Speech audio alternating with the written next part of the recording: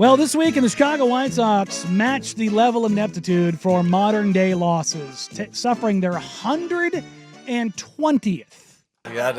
loss of the season. 120th.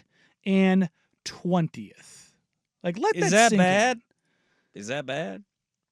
That is modern-day hell. Mm. And there's really no excuse for it other than the fact that ownership is just meddling in everything and causing more than a million issues.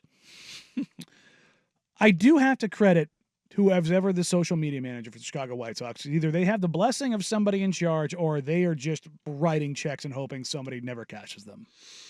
Because they have gone absolutely full unhinged in the best possible way. September 21st, Chicago White Sox tweeted out after their loss where they gave up 3 runs in the 8th inning, which in the 8th inning or less, they have given up, where they led the game. They have given up 3 runs or more than any team in baseball history. Yeah, it's really bad. They fall apart at the end. It's like, it's not just their bullpen. It's like they just fall apart. Well, did you hear what Bob Nightingale reported last week, too? The White Sox are planning to cut their payroll next year.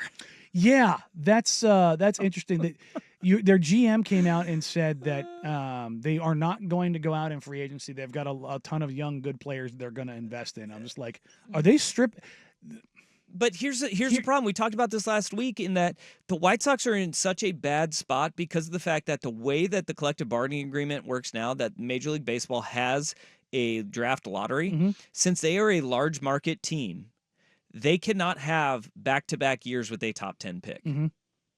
They're the worst team in baseball. They cannot be or a top 9 pick. Their top pick will be 10th in the draft. Here's my conspiracy. He's going full major league. Yeah. He's stripping this down not so he can sell it, so he can relocate to Tennessee. It's this entire organization, it is an absolute joke. Because it's the only thing that makes sense. Because this isn't like the Astros going shortcut through hell and like investing in everything. Because they're not investing. No. They're not investing in anything. There's no want or need to be good. And so you have to go to the point, and then they're not like looking for a new stadium. That hasn't been even close, because right now the Bears are getting a new stadium, and there's no other team in Chicago is getting another stadium for 50 years because they're getting some public funding, and that's just not going to happen. There's just no way in hell that is going to happen.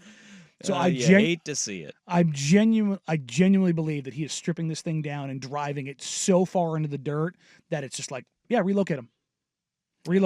The Cubs are there. Let the Cubs be Chicago's team.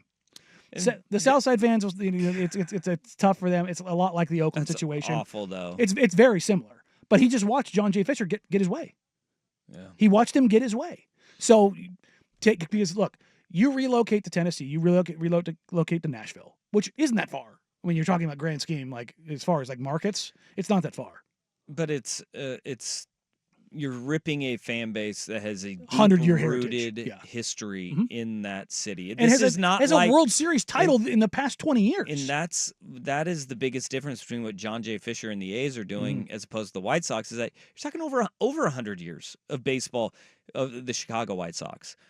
And the A's had been the Kansas City A's and the Philadelphia A's. They are albeit they've been there for over franchise. 60 years or whatever. But at the same time, let's look at this and they're say it's over 100. It's twice as long that the White Sox have been there. They're a pickup sticks franchise. There's just no world where I can sit here and look at this and then MLB is like, oh yeah, no, this is just, they're just doing whatever. No, they're stripping this thing down so they can move it to Nashville. Yep. And it's a bummer, but in the meantime, the reason this is a best worst day because after that game where they lose and they set the record for futility or match the record for futility, 120 losses with the opportunity to be worse. Yeah, still there. Hey, you can still do it, man. There's still time. Yeah, you can still you can be the worst. Make it an untouchable record if you're going to do it. Go for like 5 more losses. Make it happen. Yeah. Well, I mean, they do play the Angels. Ooh. Well, I mean, they can outsuck the Angels. And the Tigers. Tigers are going to... Oh, Tigers are going to beat the crap out of them. Yeah, if they... Well, I was just going to say, if they have their starting... No. They don't even need their starters. No. But this is the Chicago White Sox tweet following their loss. Final can be found on the MLB app. Perfect. That social media manager is just, they're leaning into it at this point because there's no reason why you should just beat yourself down with the comments. Just let it happen. No. Just say, you know where to find it. You know what happened. There's another one they tweeted out where you ever see, the meme of the off ramp for the car? Yeah. And it has the sign, going to the right is one thing, going straight is another. To the right, it says literally anything else. Down the straight line is post the final score, and then it has the admin taking the right, literally anything else.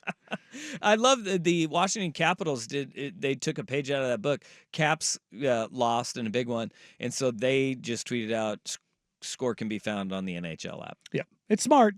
In the night before, the White Sox admin tweeted out, final, the number of runs we scored was not greater than the number of runs that they scored. Ooh, I like it. So I'm just kind of the final couple it games took 120 to get to this point. I think the F's given scale has spiked, and it's just not there.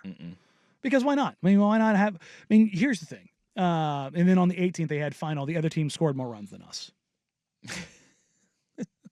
Beautiful. Like, I mean, you've got, if nothing, I mean, and these are getting like 150,000 plus likes.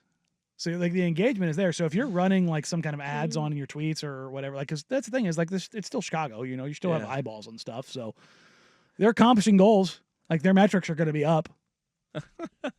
So when when he's sitting there, he, she, they, whatever it is, decides that they want to go move into another team, they can go, hey, look, we can make the best out of anything.